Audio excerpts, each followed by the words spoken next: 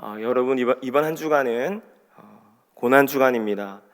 특별히 이번 고난 주간은 특별 새벽 기도회로부터 시작해서 수요 저녁 기도회, 금요 저녁 기도회를 드리면서 한 가지의 주제를 가지고 함께 나아갑니다. 주 보혈 날 정결케 하고, 주 보혈 날 정결케 하고, 이 고백을 담아 우리 모두가 함께 하나님 앞에 예배드리고 있습니다.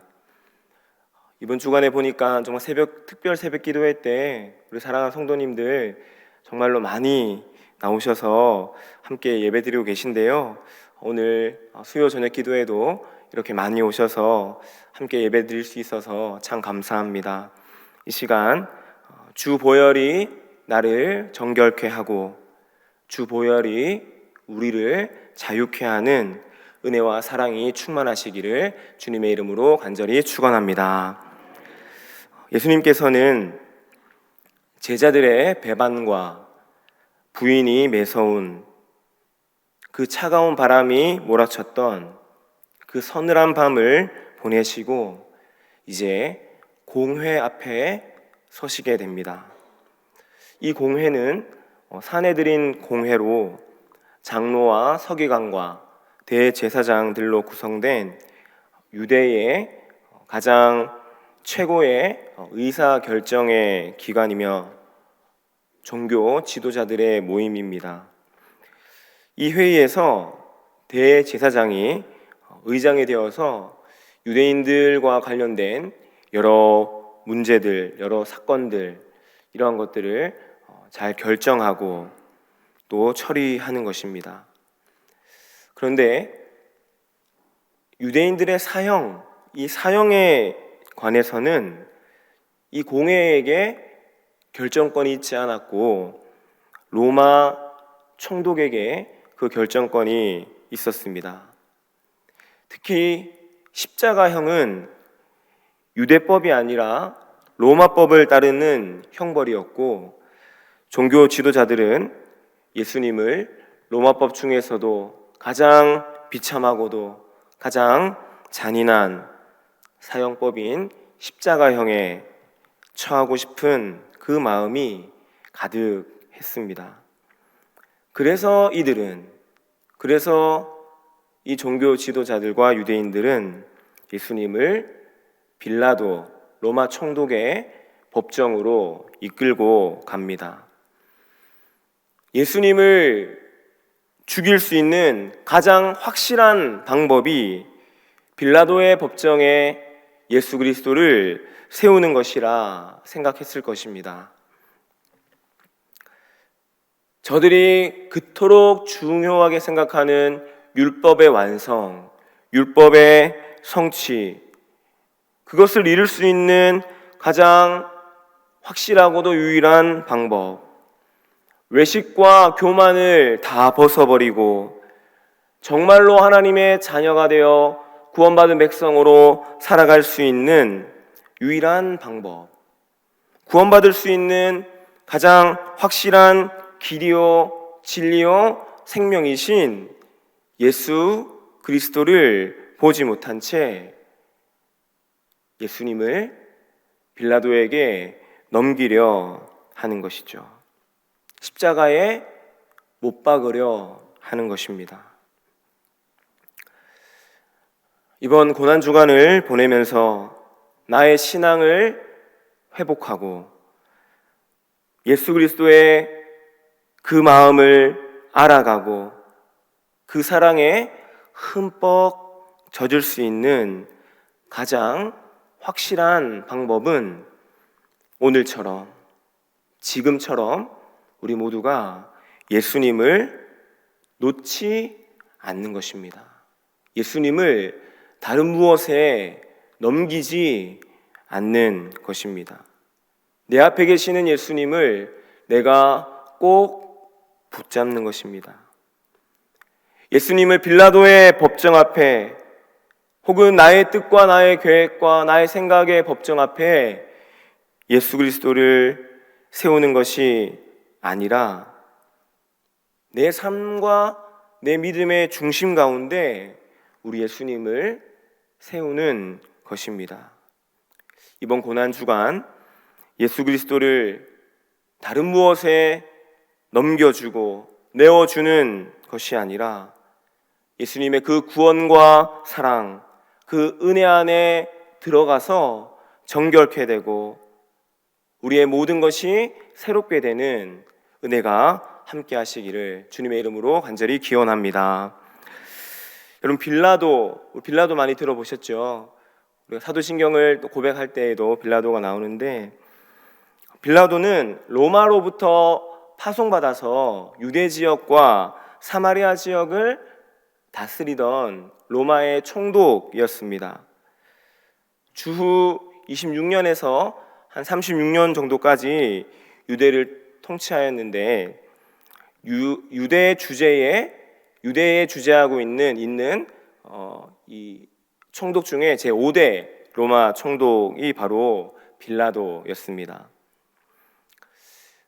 여느 로마인들처럼 빌라도 역시 유대교와 유대인들을 경멸하였고, 유대인들의 문제, 특별히 유대인들의 종교적인 문제에 대해서는 크게 관심하지 않는 사람이었습니다.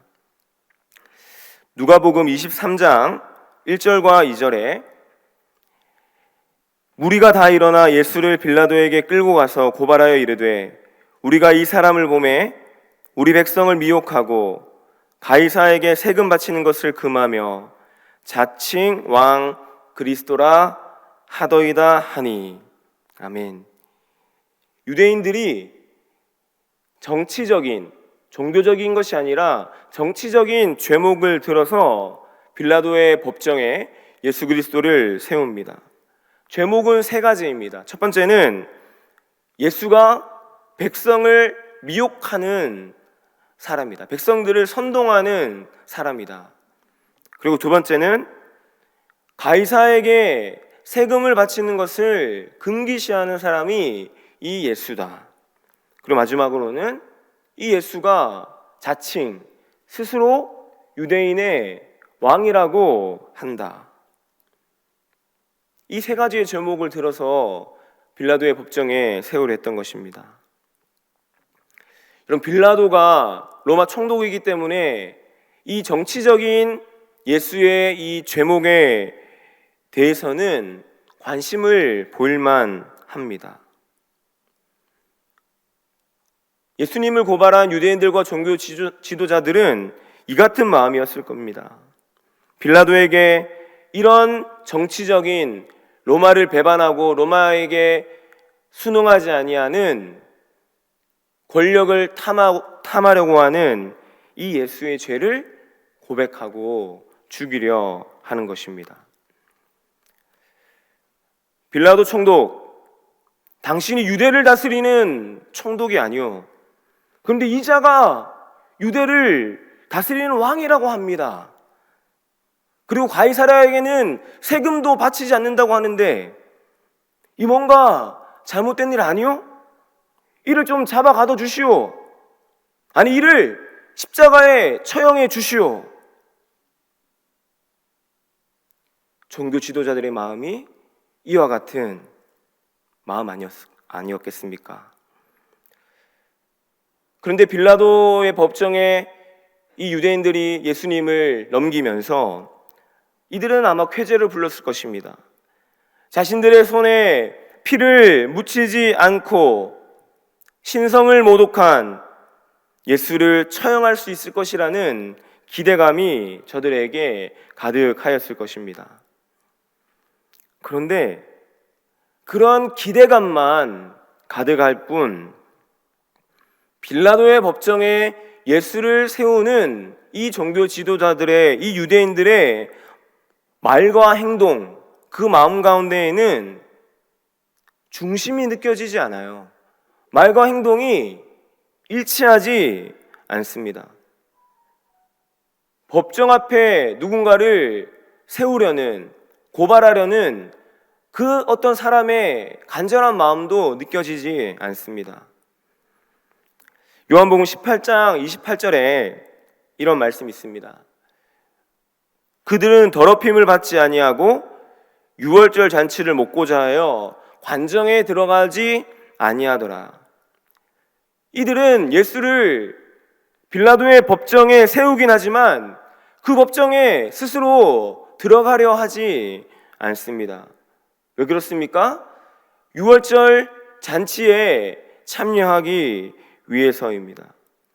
유월절 잔치에 참여하려면은 정결해야 되는데 자신들이 빌라도의 법정에 들어가면 빌라도가 비록 총독이긴 하지만 어쨌든 이방인이기 때문에 그 법정에 들어가면은 죄가 묻을까봐, 부정해질까봐 걱정했던 것이죠. 중심은 온통 율법이었고 외식이었고 형식으로 가득한 채로 법정 앞에 예수 그리스도를 세우려 했던 것입니다. 그리고 빌라도는 이 유대인들의 이 고소에 누가복음 23장 4절 말씀 가운데 보게 되면 내가 보니 이 사람에게 죄가 없도다. 이 사람에게 죄가 없도다 말합니다. 유대인들은 충분히 빌라도를 자극할 만한 정치적인 죄목들을 정치적인 선동과 모함이 있었고 이것을 일삼는 사람으로 예수를 고발하였다고, 이제 빌라도가 움직일 거라고, 로마에서 움직일 거라고 스스로 자화자찬을 하고 있었을 건데 이 유대인들의 기대와는 달리 빌라도는 이 사람에게 죄가 없다 합니다.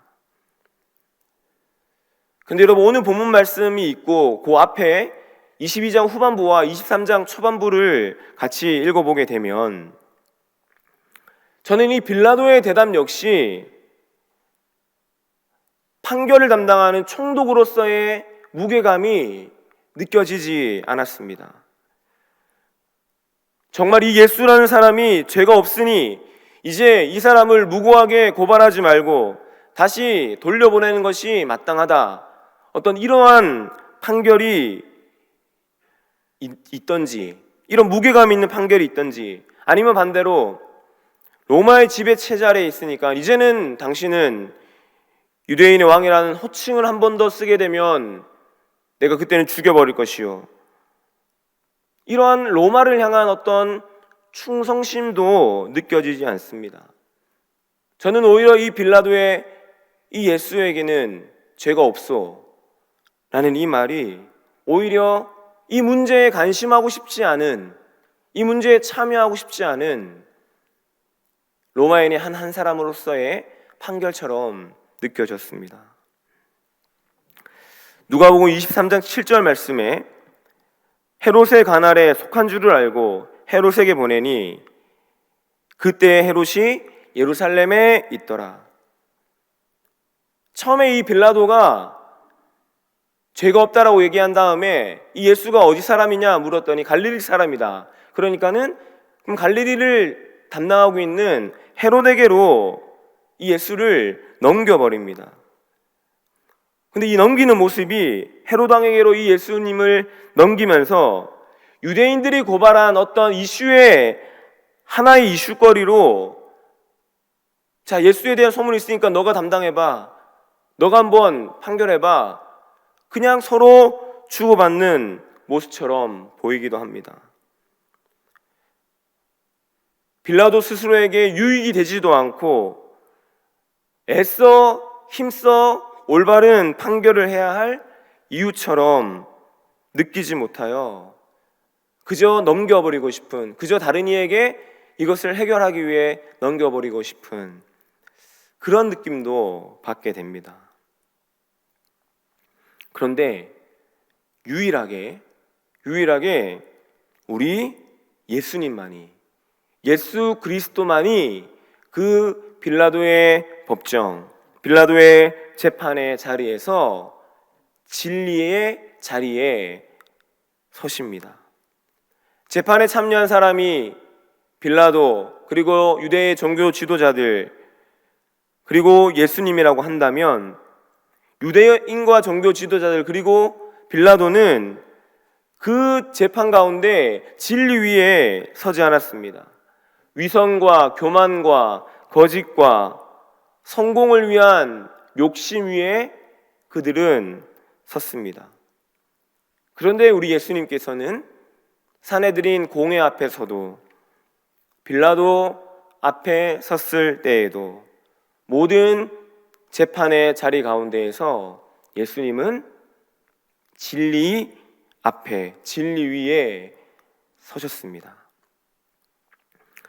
우리가 누가복음 22장 67절로 69절까지의 말씀인데요, 우리 함께 한 목소리로 한번 읽어보겠습니다. 시작. 이르되 내가 그리스도이거든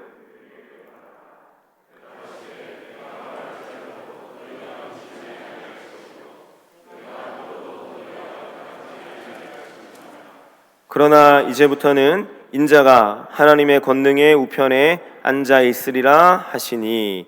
아멘. 우리 이어서 한 절 더 읽겠습니다. 70절 시작.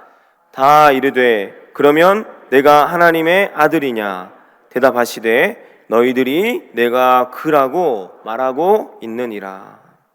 아멘. 누가복음 23장 3절에서는 이렇게 말합니다. 빌라도가 예수께 물어 이르되 내가 유대인의 왕이냐 대답하여 이르시되 내 말이 옳도다. 아멘. 사내들인 공회에서도, 그리고 빌라도의 재판에서도 여러분, 재판의 대상, 피고인은 예수 그리스도입니다. 그런데 이 재판의 자리에서 드러나게 된 것은 유대인의 위선과 외식이고, 예수님께서 심판받으신 것이 아니라 도리어 이 유대인들의 외식과 위선이, 거짓이 다 드러나게 됩니다. 빌라도의 재판의 마지막 선언,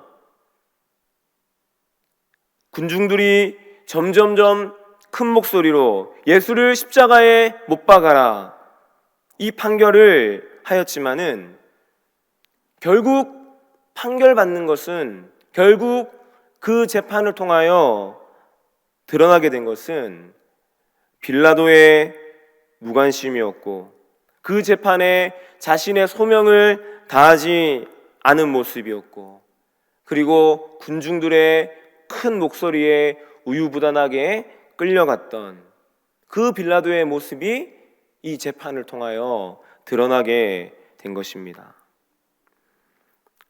빌라도의 재판을 통하여서 많은 군중들은 자신의 큰 목소리가, 큰 외침이 예수를 십자가에 못 박으라 라는 그 외침으로 인하여 자신이 승리했다고, 그 승리에 도취되어서 찬가를 부르고 좋아했겠지만, 도리어 그 재판의 자리에서 심판받은 것은 예수님을 십자가에 못 박으라고 외친 무리들과 군중들이었습니다. 마태복음 21장 42절 말씀에 예수께서 가라사대 너희가 성경에 건축자들의 버린 돌이 모퉁이의 머릿돌이 되었나니 이것은 주로 말미암아 된 것이요 우리 눈에 기이하도다 함을 읽어본 일이 없느냐. 우리 21장 44절 같이 읽겠습니다. 시작. 이 돌 위에 떨어지는 자는 깨지겠고 이 돌이 사람 위에 떨어지면 그를 가루로 만들어 흩으리라 하시니. 아멘. 예수님께서는 빌라도의 재판에 의해 버려진 돌과 같이 고통받게 되셨지만 그 돌은 모퉁이의 머릿돌이 되어서 이 땅의 구원과 하나님의 뜻을 이루어가는 길이 되셨고 진리가 되셨고 생명이 되셨습니다. 하나님께로 돌이키려 하는 자에게, 위선이 많았고 가식이 많았고 외식이 많았던 자들조차도 하나님께로 돌이키려 하는 자에게는 깨지고 부서져서 다시 그리스도 안에서 거듭날 수 있게 인도하는 그 생명의 주춧돌이 되신 것입니다. 사랑하는 여러분, 때때로 우리도 신앙생활 가운데에서 우리가 사내들인 공회의 대제사장들이 되기도 합니다. 그리고 우리가 예수님을 십자가에 못 박으려고 빌라도에게 예수님을 넘겨준 유대의 종교 지도자들이 되기도 합니다. 그리고 우리가 빌라도가 되기도 하고 무리들과 군중들, 예수님을 죽이라고 소리쳤던 그 무리들과 군중들이 되기도 합니다. 우리가 판단의 주체가 되는 것입니다. 우리가 재판의 주인이 되려 하고 심판의 주체가 되려고 하는 때가 있습니다. 그리고 우리는 가끔씩 누군가를 정죄하고 누군가를 재판의 자리에 세워서 이 사람은 잘못된 사람이라고, 이 사람은 틀린 사람이라고 정죄하기도 합니다. 그러나 여러분, 오늘 말씀을 우리가 함께 묵상하면서 우리 모두 오늘 빌라도의 재판 가운데에서 예수님께서 하신 말과 예수님께서 하신 행동을, 그 예수님의 모습을 잊지 마시기를 주님의 이름으로 부탁을 드립니다. 진리 위에 서신 예수님, 세상의 불의와 위선과 교만 앞에 담대히 하나님의 말씀으로, 하나님 주신 사명으로 담대히 맞서고 이겨내신 예수님, 그리고 무리들의 선동과 무리들의 큰 외침과 큰 소리 앞에서도 거기에 대응하여서 더 크게 외치고 더 크게 지적하고 그런 것이 아니라 그 큰 소리와 선동 앞에서도 하나님의 뜻 가운데 겸허하게 침묵하고 순종하신 예수님, 그 예수님의 발걸음을 이번 고난주간 우리 모두가 함께 묵묵히 걸어가면서 주님을 닮아가고 주님의 사랑으로 날마다 흠뻑 젖어서 주 보혈이 나를 정결케 하고 주 보혈이 우리를 자유케 하는 은혜와 평강이 사랑하는 바름의 모든 가족들에게 언제나 늘 함께 하시기를 주님의 이름으로 간절히 축원합니다. 함께 기도하시겠습니다. 사랑의 하나님, 감사합니다. 하나님, 고난주간을 보내면서 우리가 오늘 누가복음 23장의 말씀을 우리가 함께 나눕니다. 하나님, 빌라도는 재판의 자리에서 예수님을 심판하였고 군중들의 소리에 못 이겨 십자가에 못 박으라고 결정하였지만은 하나님, 그 빌라도의 재판의 자리, 그리고 사내들인 공회의 자리에서 정작 심판받은 사람들, 정작 판결받은 사람들은 예수 그리스도가 아니라 유대인들이었고 종교 지도자들이었고 빌라도였습니다. 예수님은 심판하여 죽음의 길, 십자가의 길을 향해 걸어갔지만 그것이 마치 실패처럼, 패배처럼 느껴졌지만 도리어 그 심판과 재판의 자리를 통하여서 예수님은 승리하셨고 구원의 생명과 하나님 나라 복음의 사명을 끝까지 감당하시며 하나님의 뜻을 이루셨습니다. 하나님, 우리가 고난주간을 지내면서 이 빌라도의 재판의 자리를 묵상하면서 우리 역시 그동안 누군가를 재판하려 하고 누군가를 정죄하려 하고 누군가를 심판하려고 했던 그 자리에 내가 서 있었다면, 정죄하는 자리에 내가 서 있었다면 이번 고난주간 주 보혈로 그 모든 모습들 정결케 하여 주셔서 용서하고 주님의 마음으로 그를 위해 기도하고 함께 사랑으로 섬기는 하나님의 거룩한 백성들 되게 하여 주옵소서. 모든 것 감사드리오며 예수님의 이름으로 간절히 기도하옵나이다. 아멘.